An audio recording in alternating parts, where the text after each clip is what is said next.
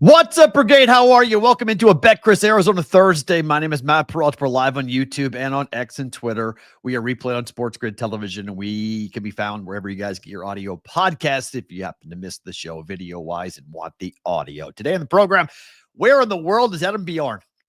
Let's take bets. What country is our guy going to be in today? He's not in America. I know that. Where? I have no idea. I just know he was in the airport on planes all day yesterday. So your guess is as good as mine as to where exactly he is going to be today. Coming up about 15 minutes, we will talk to him about week 7 in the NFL, all the action. Steelers tonight on the road against the Bengals. All you Steeler fans are getting all kind of antsy about what Mike Tomlin's record is and getting all upset. He's great on Sunday night. He's great on Monday night. Yeah, but he blows on Thursday night football. Just FYI, road favorite in the NFL on Thursday night. Okay. In the black and blue division. Okay. Tomorrow on the show, not to kind of jump ahead, I got a lot to say today. Opening line on my top 5 teams in the NFL. I'll give you my favorite 5 teams in the NFL here going into week 7. And then we'll do some college football a bit later on and some baseball as well with the NLCS and the ALCS and the home runs hit yesterday by the Blue Jays and the Mariners. And can the Brewers somehow do what the Blue Jays did, which is get back into their best of 7 series? But tomorrow, D-Bro comes back. We'll get into his thoughts on week 7. And then Newbie is coming back, the one and only. He is going to join us every Friday. We're going to end the week with Newbie. We're going to end the week. If you don't know Dan Newbert, Dan from Cash Considerations, a guy who's worked in the industry, Philly fan, guy who just is a tremendous human being. And when I saw him at Dave's wake, I wanted to find some way. I said, hey, we got to find some way to make you part of the show, like consistently part of the show. So him and I have been going back and forth. I know he did a segment on Cash Considerations, Dave Sherapen's other pod that he did before BVB. And it was called Newbie's Nuggets. And so Newbie threw it out there and said, what do we call it? Newbie's Nuggets. And I was like, yeah, come on. I was like, can't we do better? I didn't know that was the segment he did with Dave. I'm being full transparency. When I answered that to him, I was like, It's like, come on, we got to be a little bit better. But maybe we do keep it that name.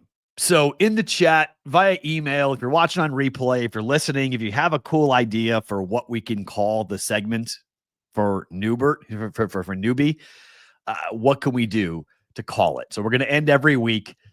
It's not going to be a roll call Friday, obviously, but we're going to end Fridays with Newbie talking about anything and everything that he wants to talk about. I mean, like literally anything. So I told him, I go, you pick the topic. This is your segment. You pick the topic. We'll roll with it. I'll put graphics up. I'll build whatever he needs me to build from a graphic perspective to have some fun with us on. So every Friday, Newbie, he will join us at about 1:45 Eastern. We'll go through the last 15 minutes on Sports Grid and maybe even into bonus time, depending on how long it goes. So D-Bro tomorrow, he will be on the program at about 1:15 Eastern live. And then we'll do Newbie coming up at about half an hour later. We'll talk to Newbie on the program. So we'll see what happens today or tomorrow rather with that. And if you guys have any ideas today, please do me a favor and go ahead and do that. Before we talk to our guy, Adam Bjorn, here on the program, let's talk about my favorite, who I think the top 5 teams in the NFL. I like lists. I don't know why. Let's do top 5 opening line.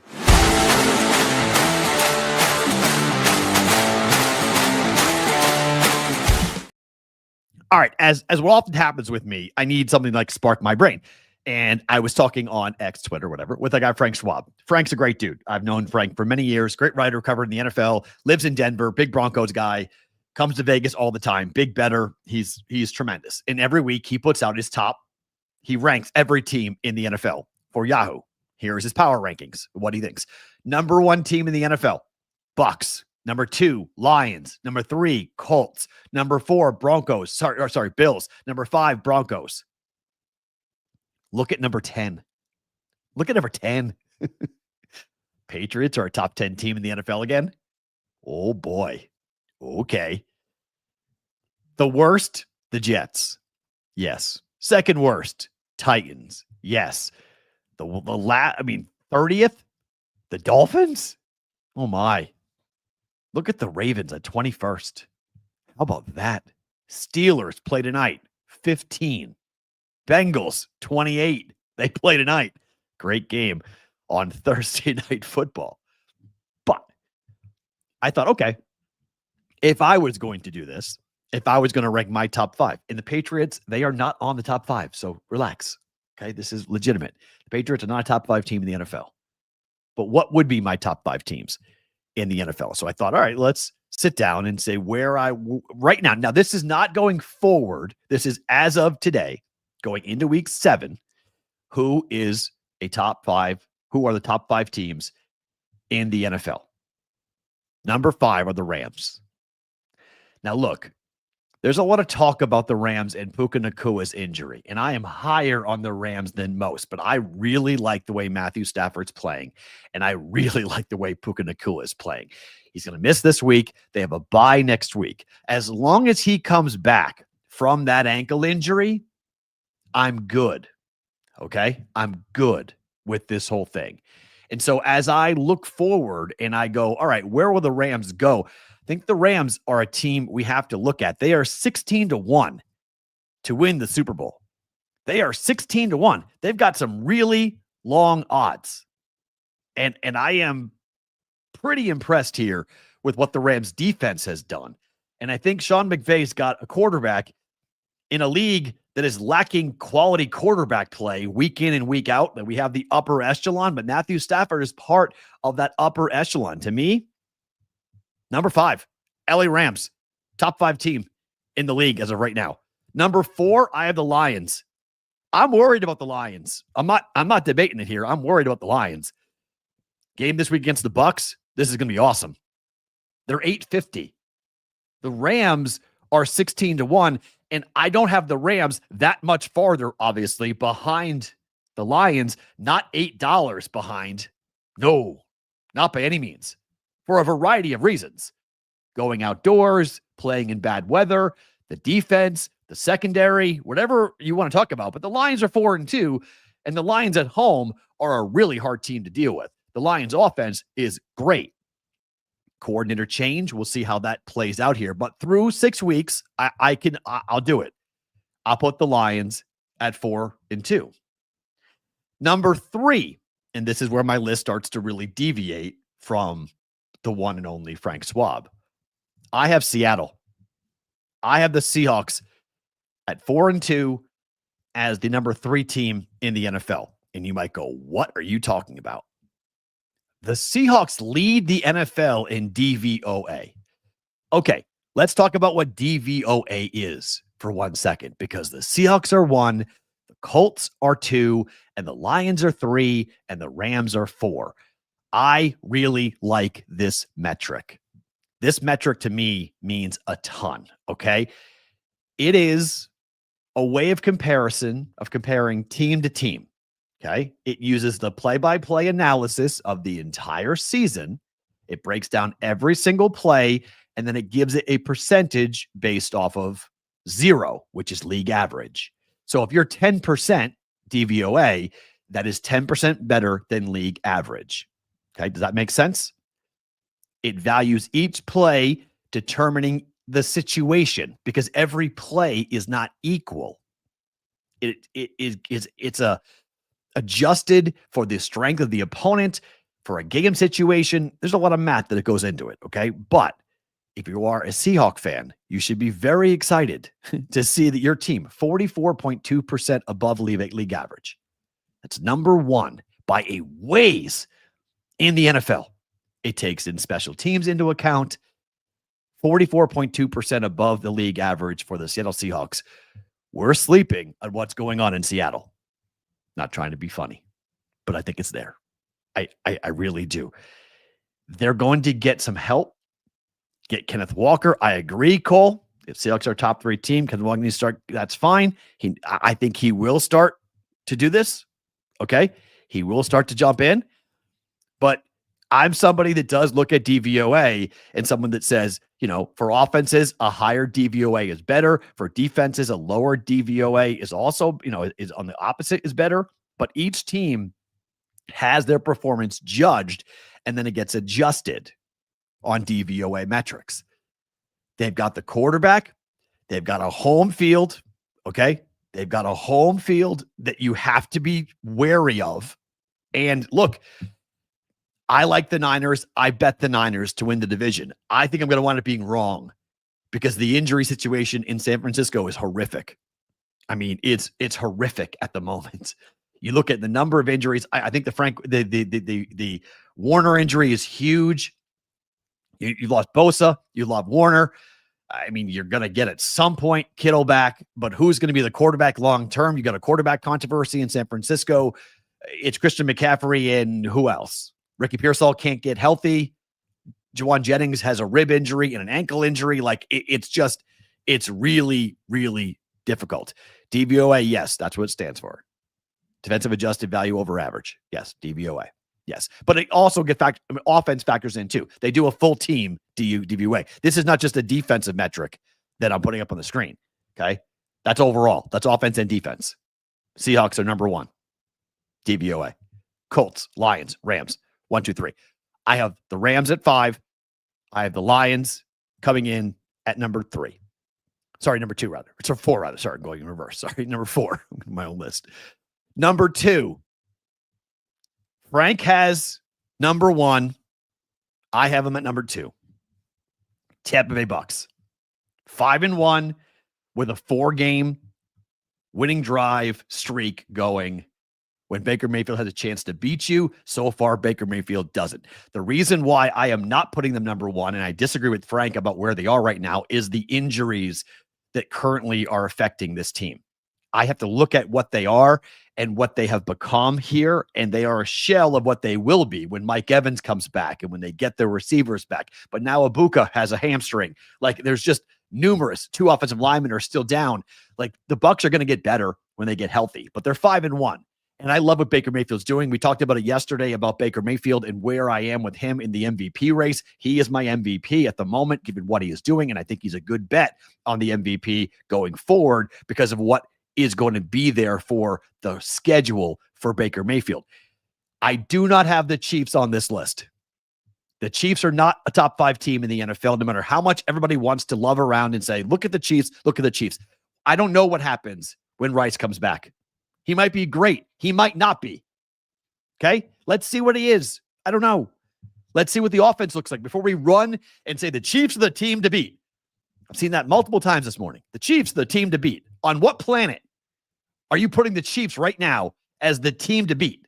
Like, this is what we do in media. We build teams up in order to rip them down. Like, there is no reason for you to look at the Chiefs team and say that one player, remember, we're gamblers, okay? One wide receiver doesn't move the number, okay? It doesn't happen. So one wideout should not be causing everybody to say, well, everything's fixed. Everything's perfect in Kansas City now. I don't understand it. The number 1 team in football to me are the Colts. That's the best team in football. They should be 6-0. They should not be. They beat the Rams, okay? If Mitchell hands on to the football, they beat the Rams, okay? They had them beat, and yet they just let the game go because of whatever happened. But the best team in football, my eyes, metrics, everything, okay? You want to go DVOA? Go right back to that list. They're number 2 in DVOA. The numbers get even better when you start looking at them. They are number 1 in rushing touchdowns with 13.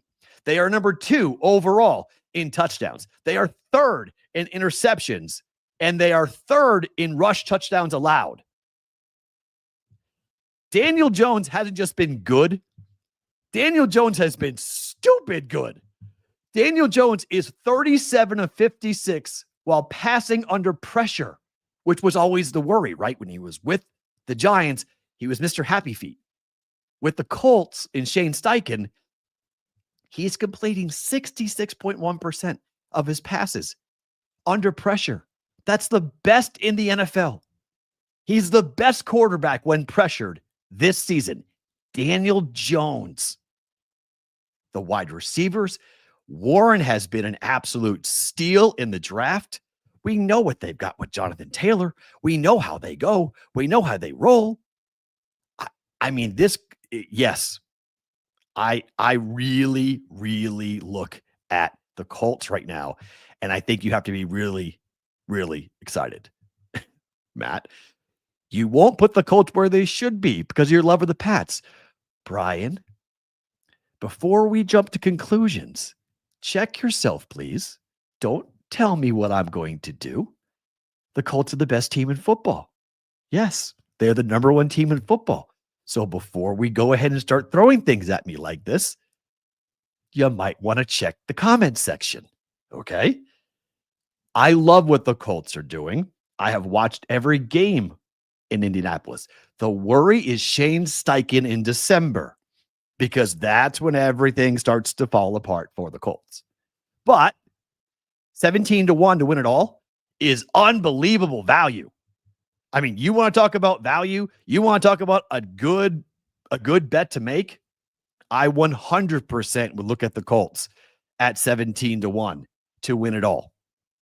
I mean, there are some pretty interesting numbers floating around right now in the market because everyone is so fixated on the top teams. Everybody feels like, well, you got to bet the Chiefs, you got to bet the Lions, you got to bet all these teams that are just not right now, in my mind, just because of what they've been early in this season. I feel like people aren't looking at the metrics and they aren't looking at where these teams have been and saying, look, the league wants the Chiefs to be good. We've already talked about that. It's now proven through that study through UTEP, which has got everybody in Kansas City all bent out of shape. It's so funny. The funniest thing in the world is, if you guys remember what happened during Deflategate. Remember how Patriot fans went nuts, and I was one of them, that ripped apart all the real evidence, all the facts, the real facts, right? That went into the Wells report and went into Brady smashing his phone and went into everything the league did, right? All around that, all the nonsense. But nobody wanted to listen to the nonsense. Like, nobody wanted to listen to that. Nobody wanted to have conversations between the two, right? So now Chief fans are diving deep into, and I've gotten this a couple different times. It wasn't a peer researched study. It wasn't that study wasn't real. That's what I've been told today. It wasn't actually a scientific research documentation of what the Chiefs have received for the better part of their dynasty, quote unquote, their 3 championships. No, it's so refreshing. It is like a breath of fresh air for every Patriot fan to kick our heels up and laugh our asses off and go, you guys are in the same boat that we are in. It sucks when you're getting accused to it, right? I mean, it feels bad. It doesn't feel good when someone's hanging that around your neck and you got to defend that, right? That feels nasty. It always comes around. The universe works in amazing ways. It always, like, you get on your high horse and the universe comes around and smacks you upside the head and knocks you right off of it. JC from KC, comparing Tyler Warren's stats to Kelsey's is not much different. Tyler Warren's a rookie playing in 6 games. Travis Kelce's a Hall of Famer. That's a problem. Just FYI, like, that's a problem. Tyler Warren's only going to get better. Kelsey's only going to get worse. So, like, you could say, like, they're meeting, like, at the X quotient of the intersection. Like, you can say they're now equal, but one is going that way and the other one's going that way, up and down. So I mean, if I'm a Chief fan, I'm going, Kelce has the same numbers of Tyler Warren. If I'm a Colts fan, I'm going, Tyler Warren has the same stats as Travis Kelce. Okay. It's all about eye of the beholder with that conversation, but this offense with Daniel Jones has really done impressive things. And I'm pretty high on Indy right now. I haven't bought the 17-1 ticket, but I'm toying with the idea of that 17-1 ticket. So, I mean, to me, if you're ranking 1, 2, 3, 4, 5, 5 Rams, 4 Lions, 3 Seahawks, 2 Tampa Bay, 1 the Indianapolis Colts. Frank Schwab isn't that different on this. I mean, he's a little bit. He has Bucks 1, Lions 2, Colts 3, Bills and the Broncos at 4 and 5. He has the Rams at 11. I am much higher on the Rams than he is. I put the Rams all the way to number 5, and he has the Lions at 2. I have the Lions at 4. I don't have the Bills in my top 5. He has the Seahawks at 9. I have the Seahawks at 3. I'm higher on Sam Darnold, and I'm higher than where he is. But I think it's going to be an interesting week this week. This is a survivor danger week. Okay. This is, I don't know if you guys looked at it. If you don't have the Chiefs available against the Raiders, if you don't have that from a survivor perspective, it could be a difficult week for you to find what's going on. So we'll see. I don't see Adam Bjorn in the chat. Or in the green room rather. So hopefully he's not having any connection issues or travel issues or whatnot. So I'll go ahead and see if he has not messaged me. So hopefully we get a hold of Adam Bjorn at some point in the next couple of minutes and chuck him on. But in the meantime, we can talk some baseball. We talk about what happened last night.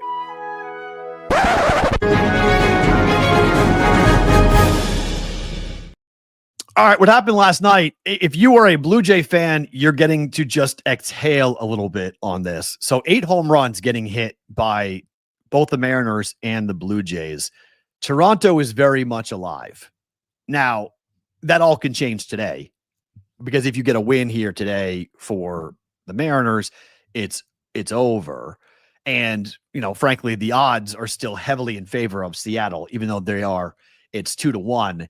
They're minus 250 to win this series against the Blue Jays, but they're going to get a chance today to do and keep themselves alive.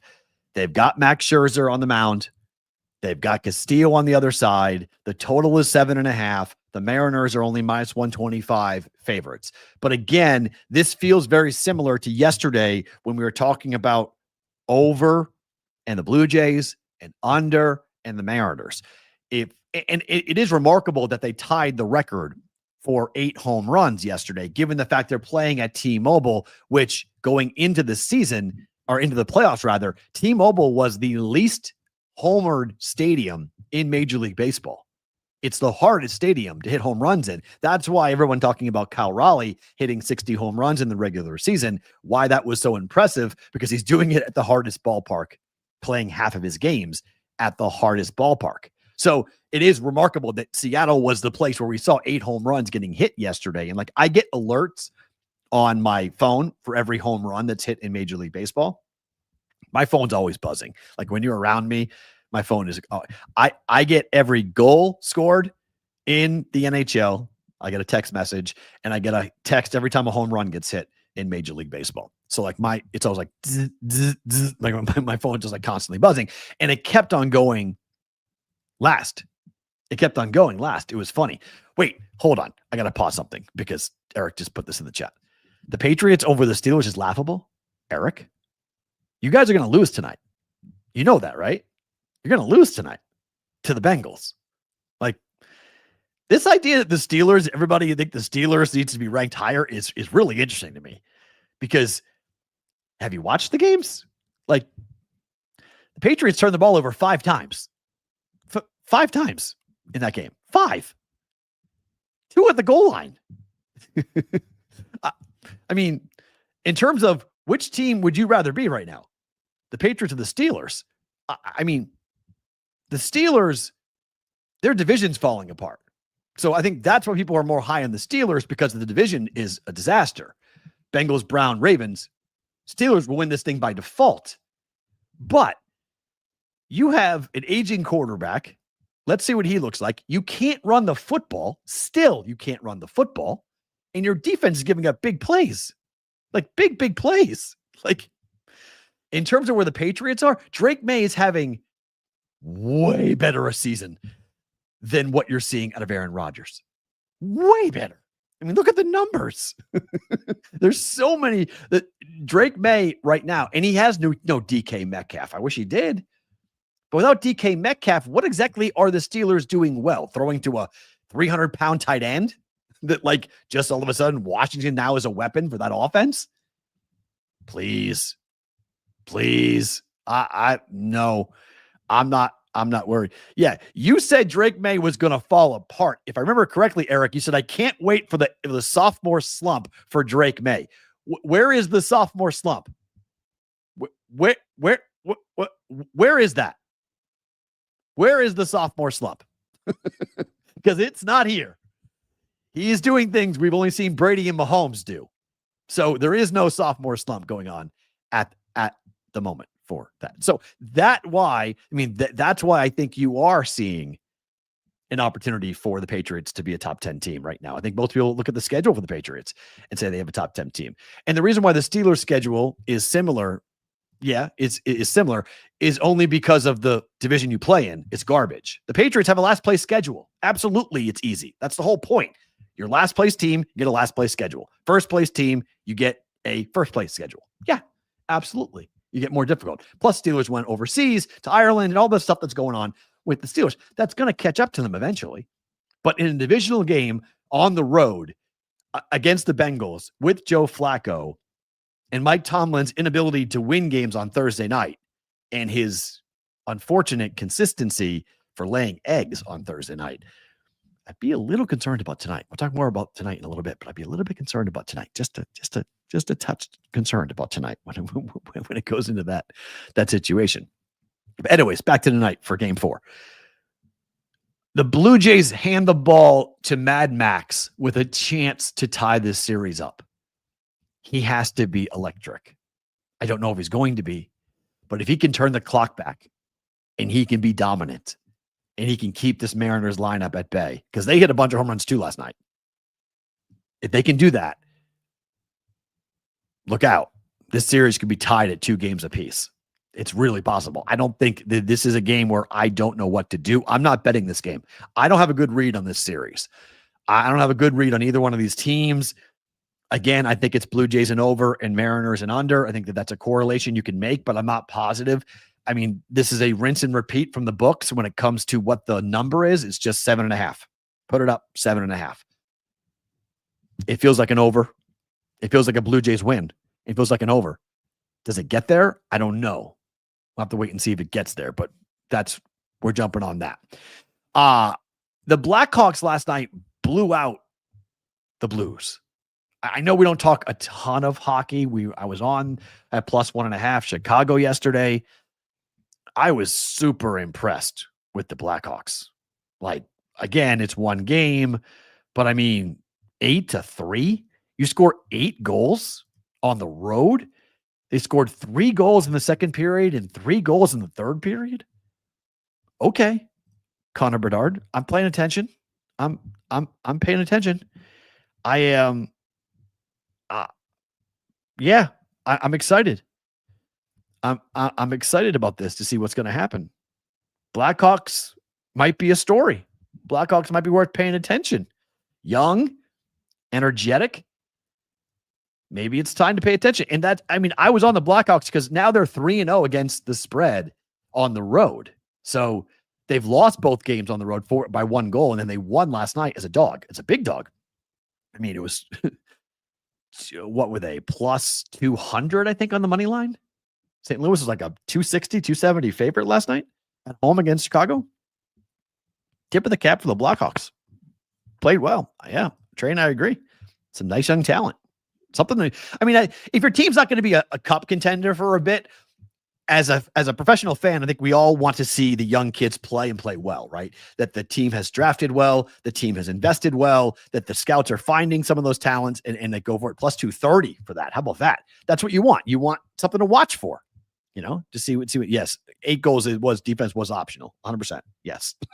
That was not a good game for the Blues. That was pretty impressive for the Blackhawks. Bad night for the Blues, but you want to see development. Like you want to see, Connor Bedard is tiny. Like when I saw him, what was it? In April of 24, it was like his second or I don't know which game we went to in Chicago. Maybe his third or fourth game. Nah, it had to be at the end of his rookie year. Yeah, it was at the end of his rookie year. It was the 23-24 season, right? 24-25, 25-26. Yeah. So it was the end of his rookie season. I couldn't believe how small he was. Like normally when you see a really impressive, like a really dominant player coming into the league, he looks like Connor McDavid. Like he flies on the ice. He's a big, strong, 18, 19-year-old, 20 kid. It's not what Bedard is. Bedard's hands and his feet are just remarkable. He's just lightning quick, and he always seems to be in the right position. But they got to protect him. Like, they got to protect him on this. What are we talking about? There's a football feature in the chat. I wonder when they added that's football feature. What's that? Is that new? You guys are all talking about something in the chat that I'm unaware of. Did YouTube change something? I don't know. I didn't do it. If they did do something, that was not my doing, just FYI. I did not change that for whatever reason. So just FYI on that. And then we have the game tonight in game 3 with the Brewers and the Dodgers. How do we not know who is starting tonight for the Brewers? How is this possible? Like, I feel bad for Brewer fans because you play the whole year. You have a magical regular season. You won you had 2 streaks of 11 wins or more in the regular season. Like, you were just so good all summer. You ran away with the division. Like, you completely dominated everyone in the Central. You had just great performances by so many players that just weren't expected to be as good. And it just feels like everything is falling apart. Is it going to be Ashby? Is that official? So what? They get Ashby for an inning and then they put Priester in right afterwards? Is that what they're doing? I mean, that's just brutal. It is Ashby. Thank you. Okay, so Ashby's starting. So he goes Ashby will pitch 1, maybe 2 max. You're going to LA with your season on the line in a must-win game, and you're throwing an opener. Like,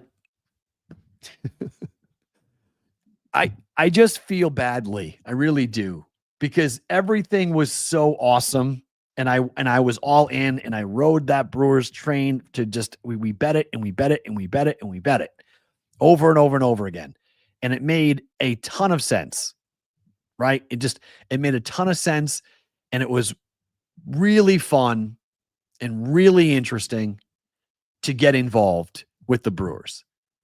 And now they've hit this gigantic, Godzilla. And there's no way. Like, you're walking into a nuclear fight with a cap gun. Like, they just can't keep up with this offense. They can't hold this offense down. And frankly, they've done a pretty good job of it, right? 2-1 and 5-1.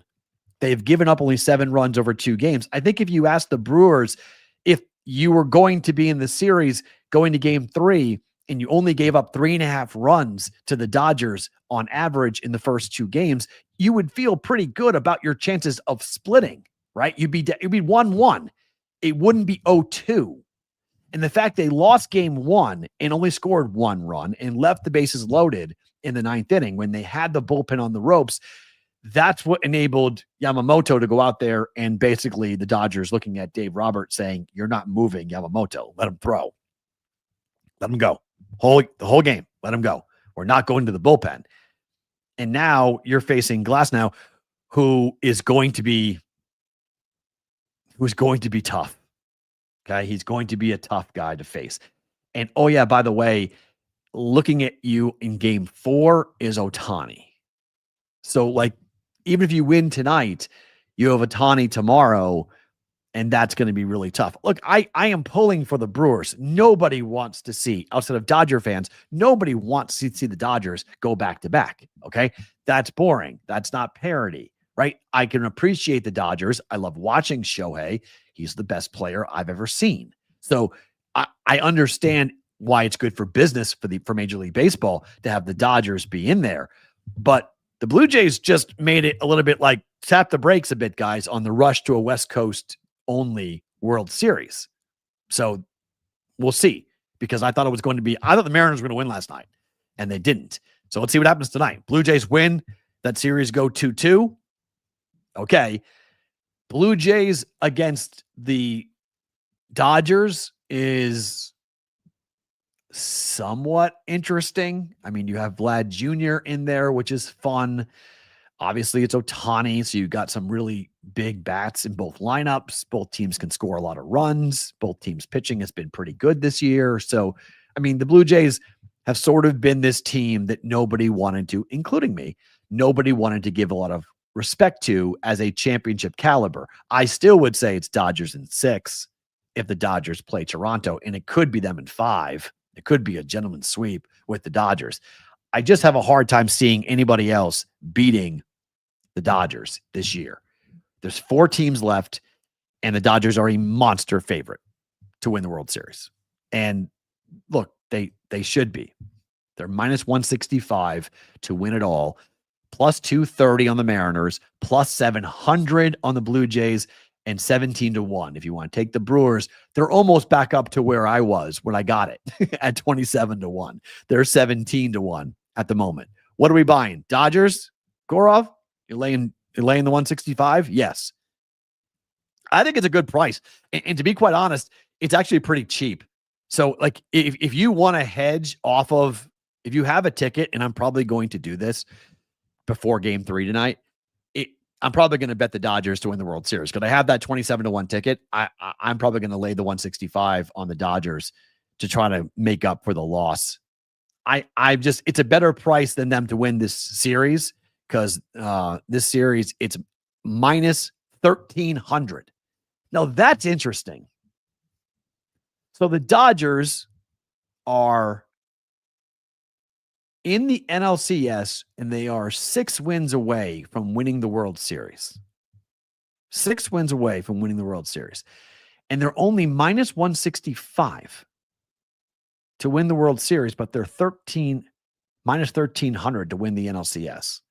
So the books are giving some respect to Seattle and Toronto. That's interesting that the books are giving some respect to the AL, because I'm not.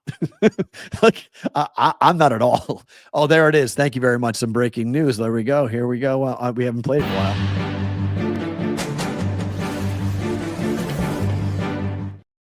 Addison, our resident hockey expert, Vegas Golden Knights have signed Carter Hart to be their backup goaltender. That is big news here. It's why everyone thought it was going to happen. Everybody was excited to see how it was going to happen and what was going to go down with it. So he's now the backup goaltender in Vegas. That's huge. Get the contract for me, Addison, if you can, on this, because I think that's going to be interesting to see what the contract is. And because Aiden Hill has gotten off to an okay start this year for Vegas, not as good as you would like. If you're a Vegas fan, I think you would want to see some more consistency on it. I don't know if Adam Bjorn's going to come on the show today. So we got 20 minutes to get Adam on. So let's see. Again, he told me 2 days ago he was traveling all day Wednesday, so he may have had some travel problems on, and maybe, again, what the math is for the time change. Again, I don't know what country he's in. So, look, I don't know which country Adam is actually in. He could be, in Europe. He could be somewhere else. I really don't know where Adam is at the moment in the country, in the world, rather. He's not in America. I know that. So there could be a little bit of a time change issue with him or what. So hopefully Adam Bjorn joins us and once we get him, we'll throw him right on to come and chat. But the contract for, it's an AHL tryout contract with Vegas. Wow. Huh. So they're going to send him to Henderson. They're sending him to Henderson, to the Silver Knights, not the Golden Knights. Well, yeah, that'll last like a day. He'll be up quick. Huh. I thought they would sign him to an NHL contract. I didn't think it was going to be that light. Huh. Okay.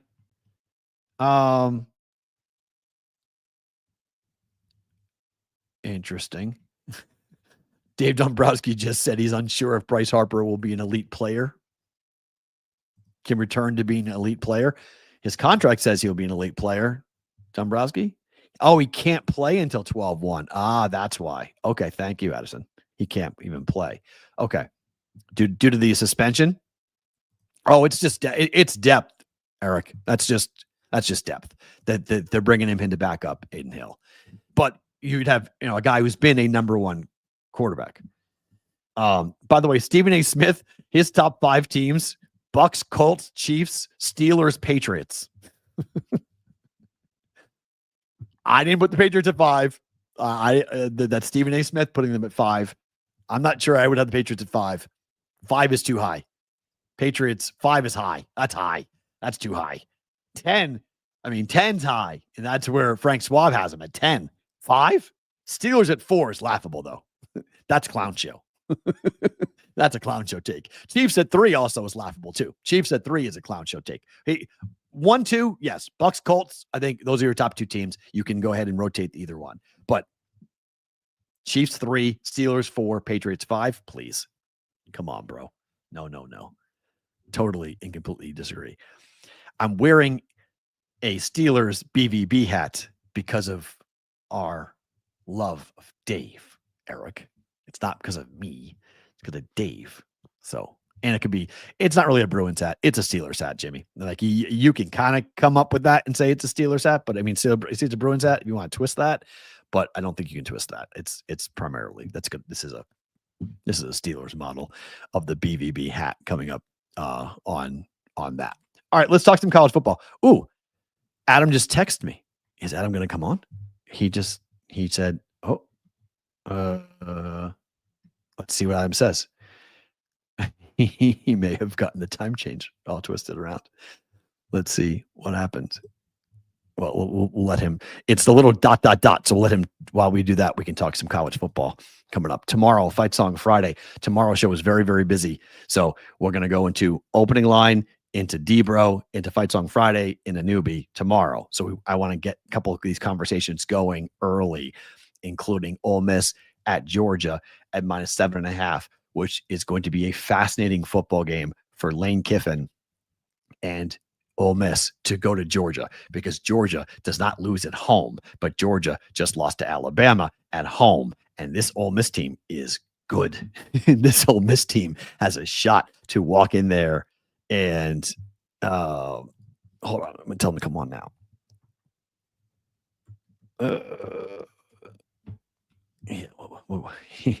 He got the time wrong.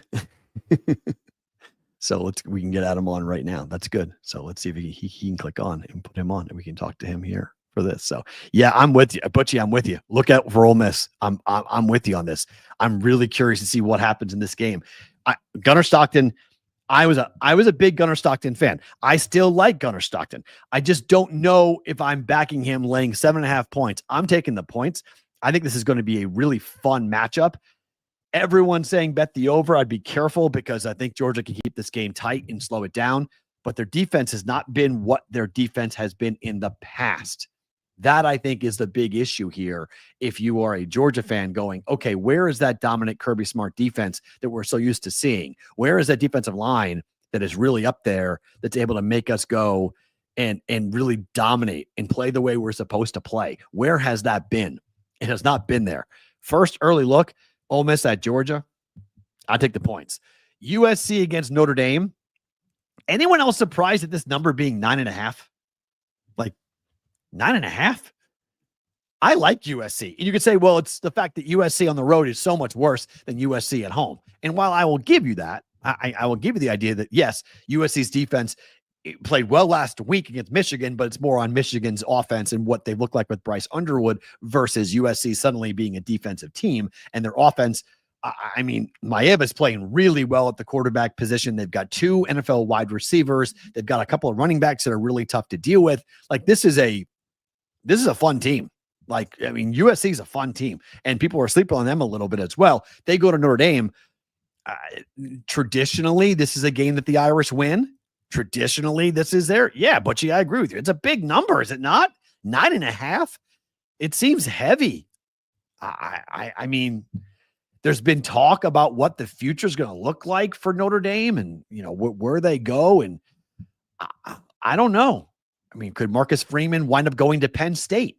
There's been talk of that Penn State might be looking to target him. And that might be just an agent trying to get more money out of the Irish.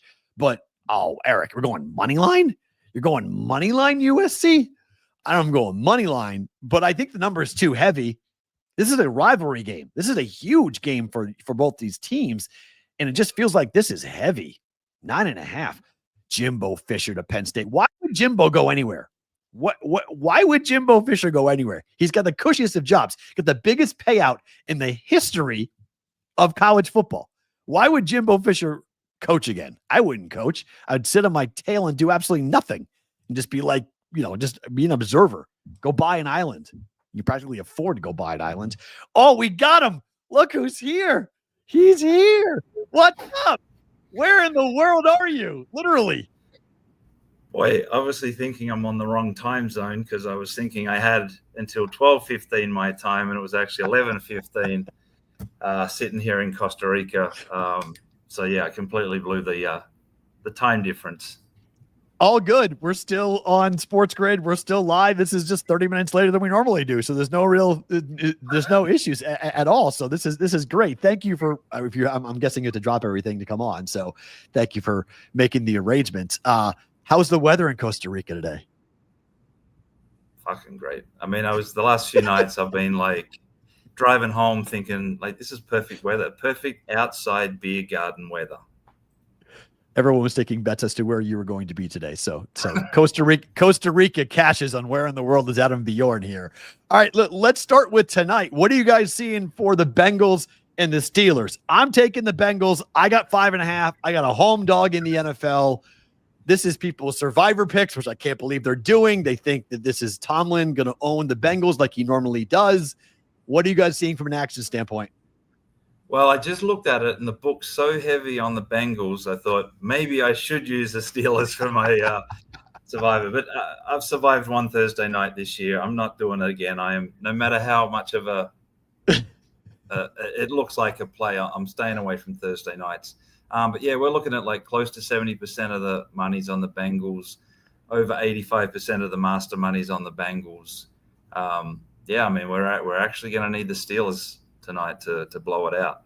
Interesting. That's going to be fascinating. I felt so bad, by the way, speaking of Survivor, because we had talked about the Colts last week, and I'm watching this Colts game, and I'm like, I told Adam I like the Colts. I was like, son of a bitch, they're going to lose this game, and they came back and they won, and I was texting you going like, thank God they won that game. Yeah, how many entries did you put on Indy? I ended up just the one. The one. So I actually went through. I didn't realize that I actually used Packers as much as in already previously on these ones, because the only ones I have left are the ones at the bottom. I think it's actually 7, 8, 9, 10 on my list, which I've sort of been dibbling and dabbling different games along the way. But yeah, Arizona getting me the week before, going against them the week after. I was really not keen on it, but it was just the one to play in.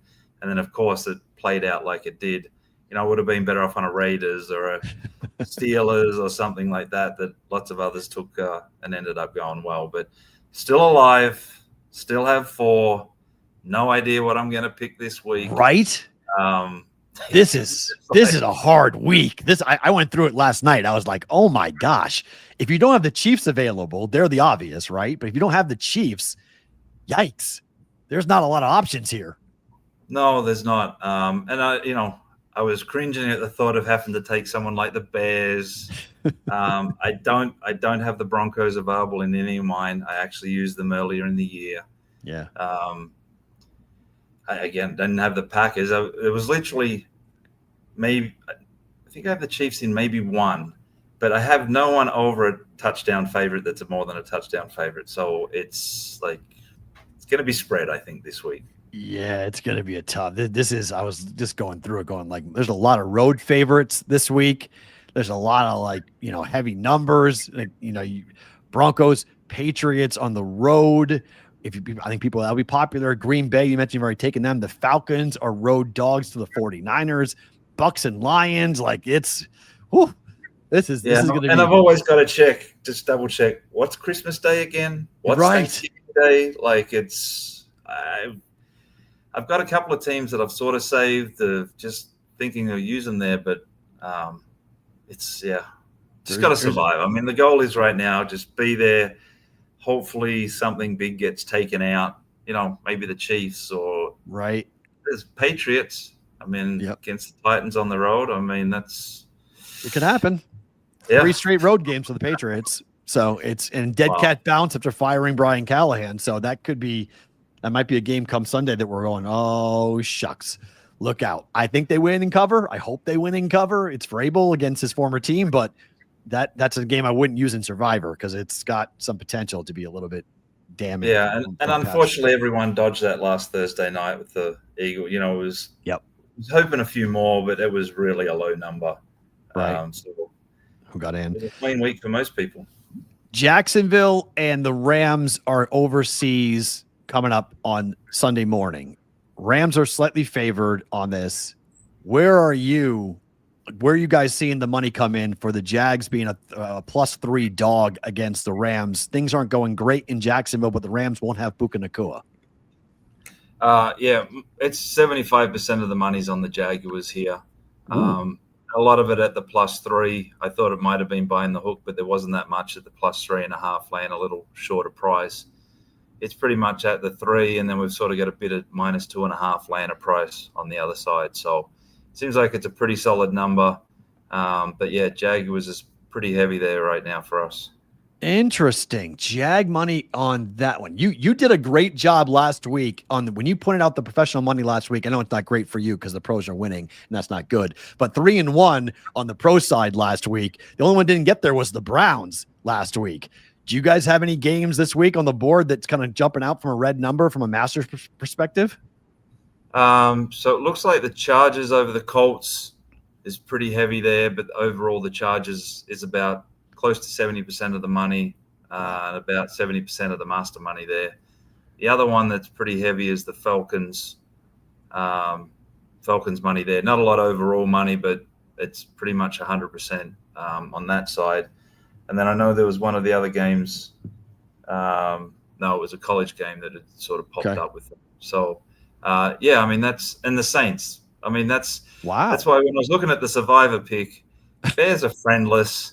We're like 97% of the money on the Saints, 100% of the master money. And I'm like, boy, I can't tip into that one, but it doesn't leave me much. Everyone's on the Saints. On money line, or are they taking the 5.5? Money line as well, actually. As I look, 85% of the money line is on the Saints. And while it's small, 100% of the master money line action is on the Saints. So, again, Bears are friendless. Everybody and their dog are on the Saints. So, it's interesting. Wow. How about that? What are you seeing for the Eagles at Minnesota? I'm fascinated by this game because things are going really south in Philly. Vikings are off a bye. Vikings need this victory, but so do the Eagles desperately here. What are you seeing for Vikings-Eagles?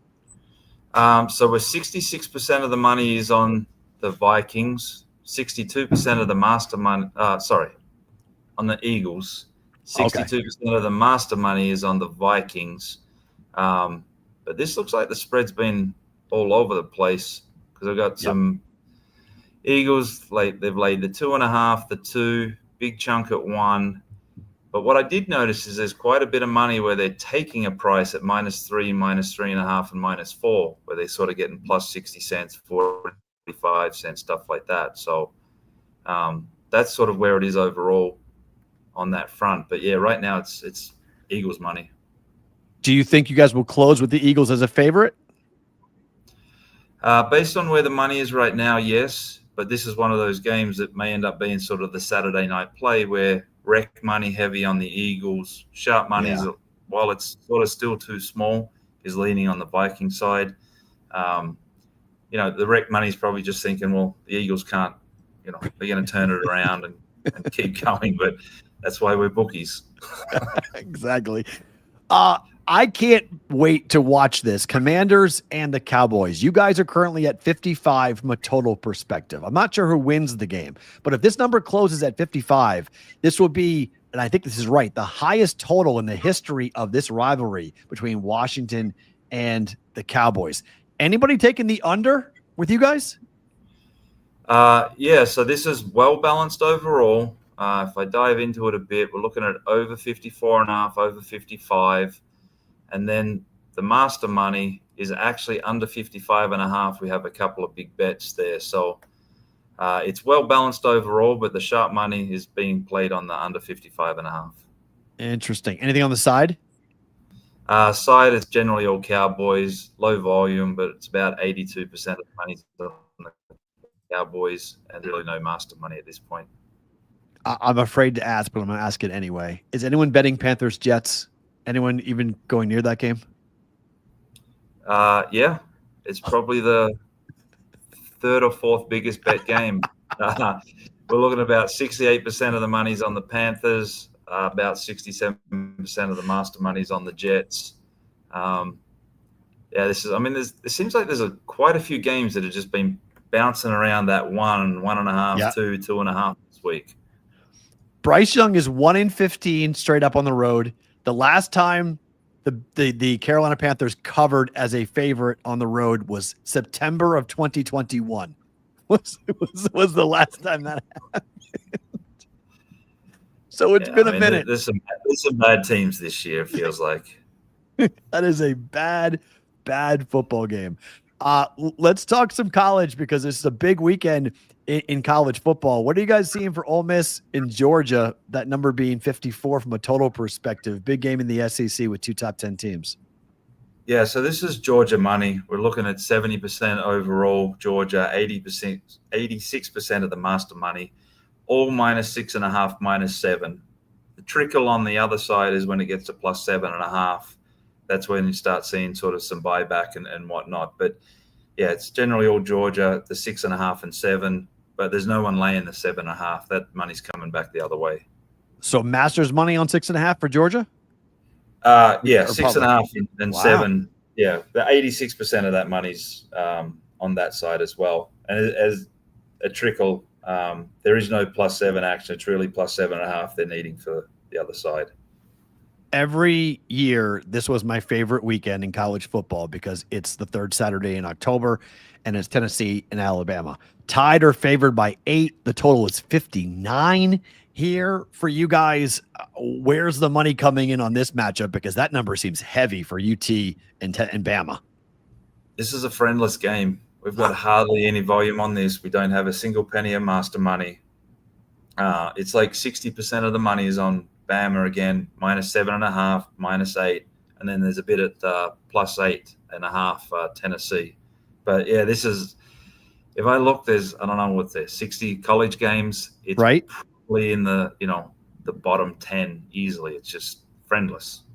How about that? That's really interesting. Do you think that action will pick up as we get closer to kick?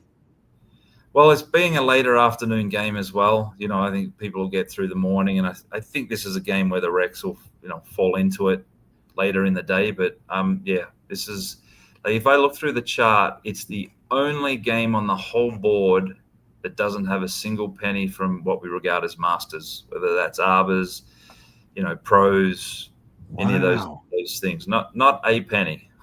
How about that? Well, we had got a big game. I'll ask you about it on the other side because we're gonna let go of Sports Grid here in just 1 second and keep going with USC and Notre Dame because that game's going to be really fun. If you guys are watching on the replay, thank you for being here. You can come over to our YouTube channel and see the rest of the conversation with Adam Bjorn and our friends from BetCris Arizona. For you guys who are live, don't move. Bonus time starts now.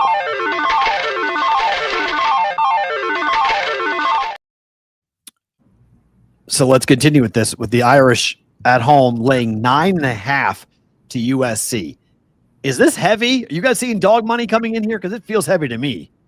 No, we're actually seeing favorite money. This opened 8, went down to 7, and then it's gone back up to 9. 62% of the money is on Notre Dame, 100% of the master money. We haven't gotten a single penny on USC, even sitting with the number we have right now, which we're at 8.5. And okay. Yeah, as I said, it went from 8 to 7. As soon as it got to 7, money come in hard, popped up to 9, and then we're sitting at 8.5 right now. So you were so 9's the ceiling. 9's where it went. Got a little bit of rec money back, but not a penny from anyone regarded with respect. How about that? That's fascinating. What's the heaviest bet college game you guys have going on right now? I did look for that one. Purdue Northwestern. It's Wow. 90% of the money was on Purdue, but that was the big bet of the game, the big bet of the week so far. 90% of the master money, 70% overall on Purdue. And then I just noticed another one that's pretty heavy is Georgia Tech and Duke. Okay. Again, it's like 98% of the master money is Georgia Tech and 70% overall.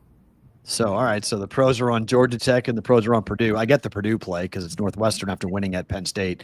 Obviously, a big deal, a big bounce back spot going up with there.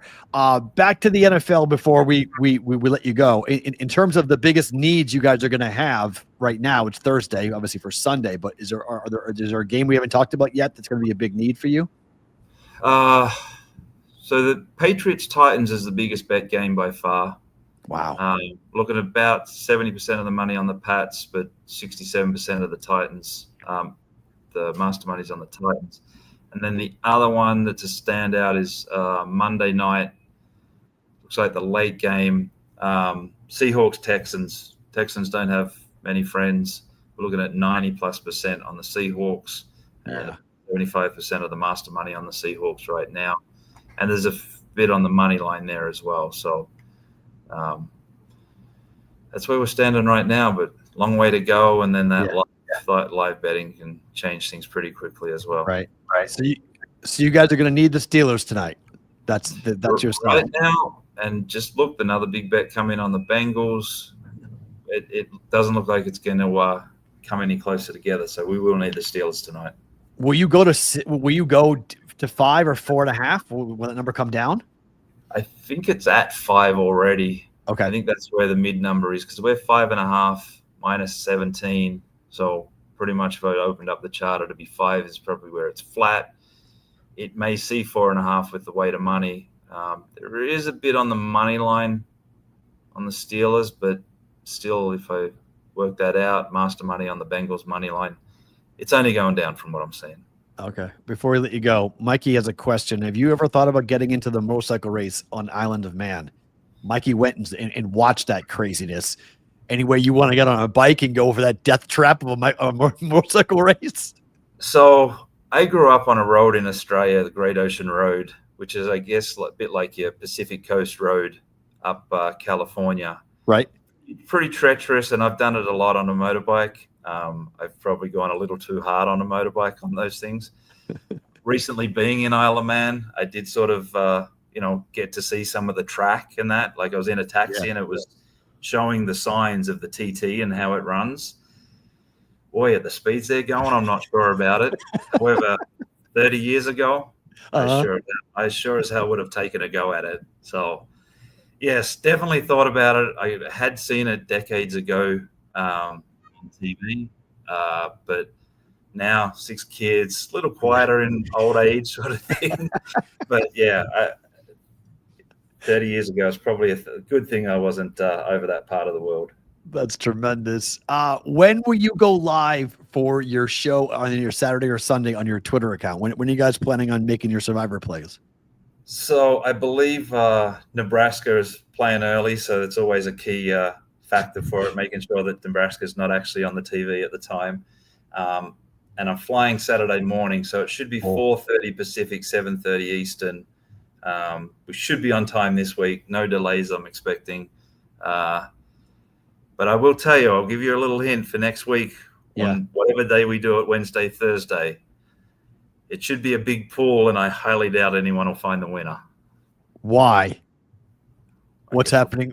I guess we'll find out next week when I show up for the show. All right. This is exciting. That's called a tease, boys and girls. Adam's getting into the broadcasting game. Thank you for coming on. I know that was a little bit of a craziness for you. I was like, are you okay? You're like, why? I was like, hey, we're on the air. You're like, oh, okay. Thank you for jumping in. Thank you for being here. We appreciate it. Enjoy Costa Rica, and we're looking forward to talking to you next week. All right, great. Enjoy the weekend. Cheers. YouTube. Adam Bjorn joining us here on the Bostonian versus the book on BVB on a BetCris Thursday. I'm really happy we were able to get him on. I was going to be bummed out if we were going to miss him. And I thought there was a time change issue. Like, that's what I thought the problem was. I was like, I bet there's a time change issue. So I'm glad that he was like, when I texted him, I was like, hey, you all right? He's like, yeah, why? It's like, that's why. You heard Adam talk about it. Let's make some bets.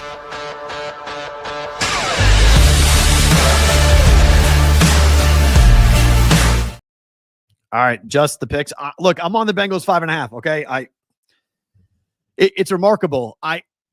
So last week I was ice cold, and I tell you guys, I'm not stitious. I'm not superstitious. I'm a little stitious. So every once in a while, I will, when things are going poorly, change things up. So generally speaking, I make bets on my phone. Like, generally speaking, that's what I do.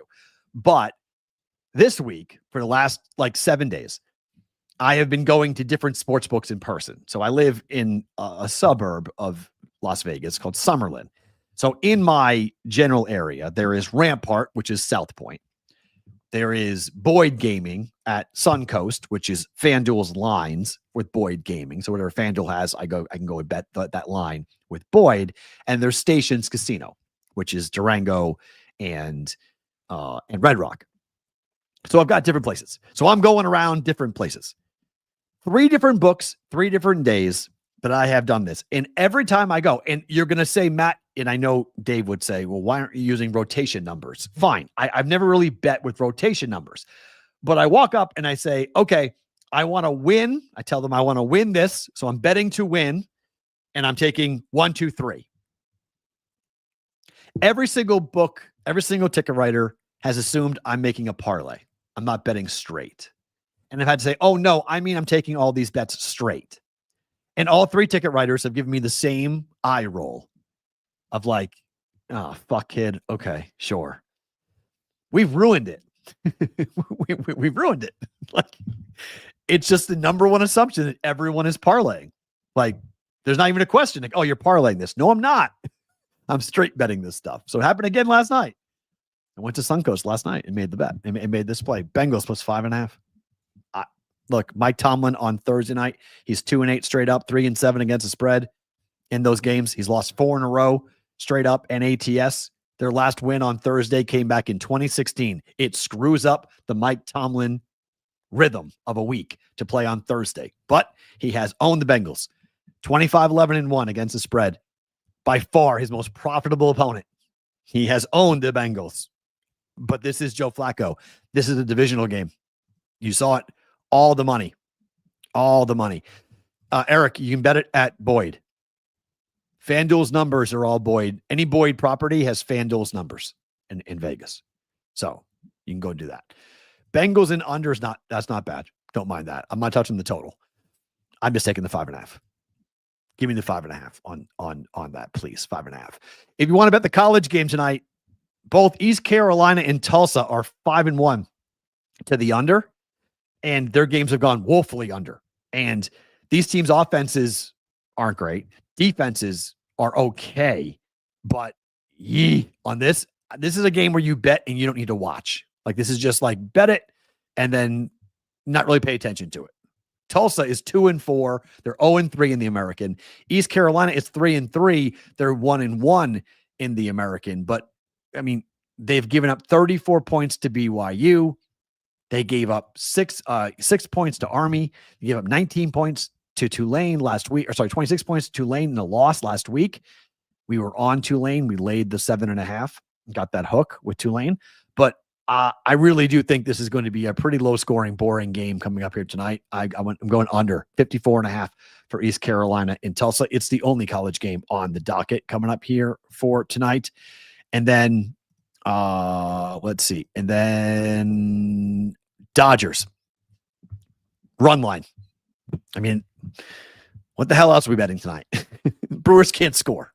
Like, Dodgers win, it'll be on the run line. If the Brewers win, obviously this bet goes down, so it's only a 1-unit play, but I'm going to do what my eyes are telling me, and the Brewers can't score. 2 runs in 2 games. And now Glasnow is at home.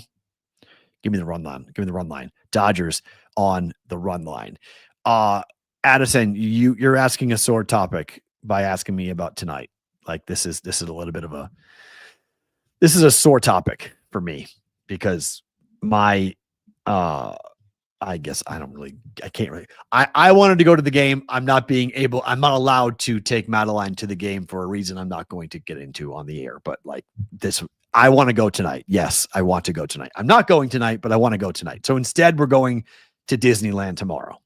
So we're going to get in the car tomorrow and drive and then go to Disneyland on Saturday morning. So that's the plan for us instead of going to the game tonight, which I want to go to the game tonight, but I can't go to the game tonight. So that's a frustration of me because it's emo night at the Fortress, as they call it, with the Golden Knights tonight.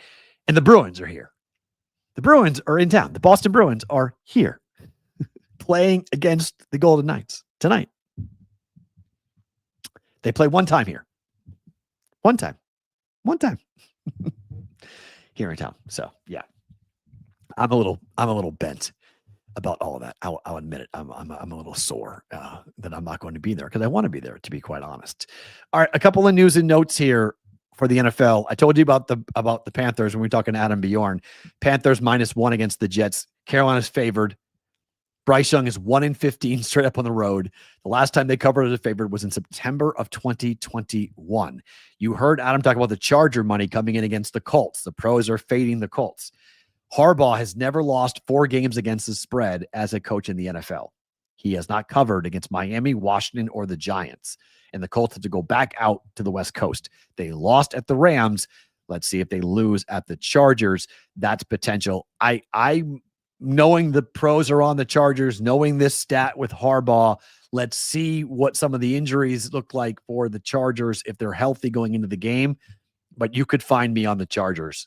I might be taking and betting against my number 1 team in football being the Colts, but I could see it. But I like the Colts a lot. I do. But what happened last time they were there, I think factors in. It's a hard road trip. The Chargers, again, needing a win, and Harbaugh being very good against the number, never having a 4-game losing streak against the spread. And then finally, no Dallas and Washington total has ever been higher since 1980. I guess not ever, but 1980. 54 or higher. It's 55 right now. I'd still bet over. I would still bet over. Like 54, 55. Like this is a high total, but I can't see Dallas stopping Washington, and I don't think Washington stops Dallas. So Pickens has a big game. I think we're going over. You know, you did send me a Colts hat. That is true, Addison. You did. I do have a Colts hat. Yeah, I do like. And Roger, yeah. Let's see what the Chargers look like from an injury standpoint. I'm with you. Yes, if we get an injury report that's good, I may take the Chargers. But yes, I think you do have to wait to see what the Chargers injury situation is. That's why it's only 1.5. That's why you have to do that. So absolutely on that. But Dallas, Washington over, to give you an idea, this has been an under series. It has not been a high scoring series, but we're sitting here now with a total that's quite high for these two teams coming up here for tonight. Let's talk about favorite thing about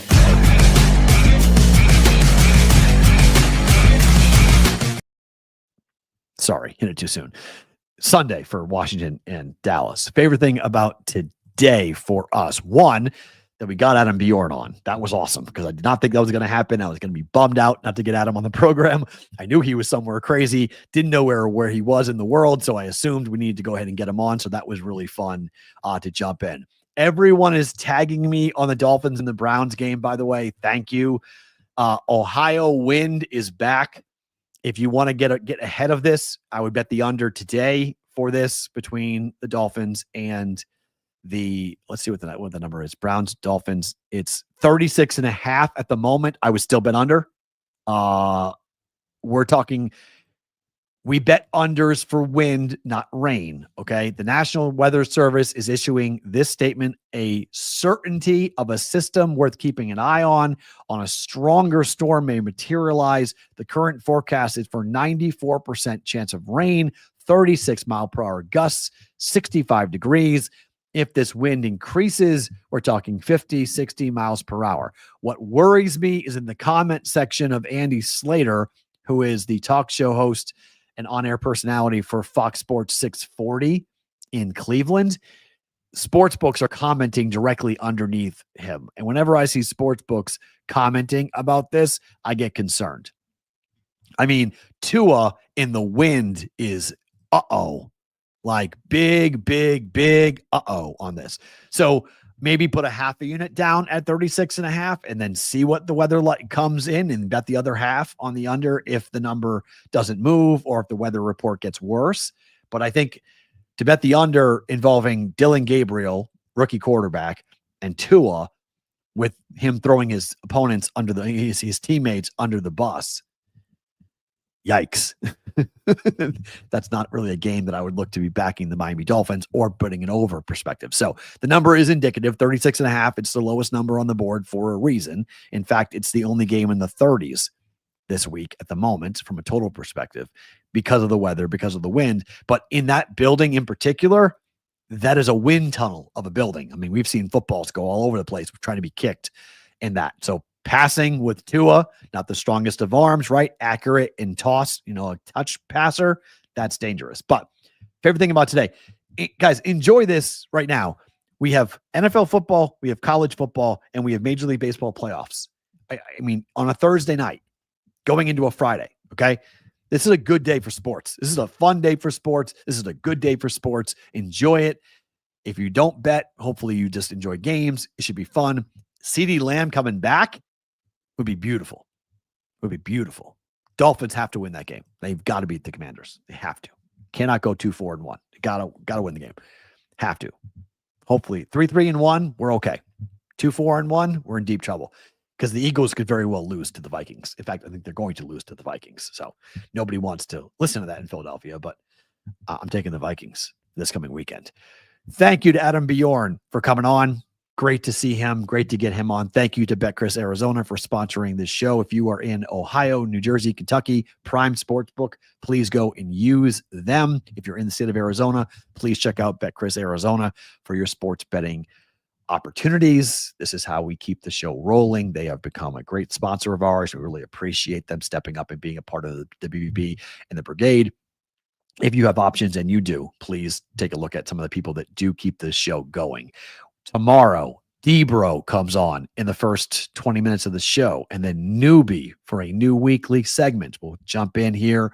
It is a Fight Song Friday with a big college football mark. USC and Notre Dame, Alabama and Tennessee, Ole Miss and Georgia, Vanderbilt and LSU, and more happening on Saturday. We'll break it all down tomorrow on a Fight Song Friday. Hope to see you all back here tomorrow. Thank you to BetCris Arizona for sponsoring the Thursday's episode of the Bostonian versus the Book.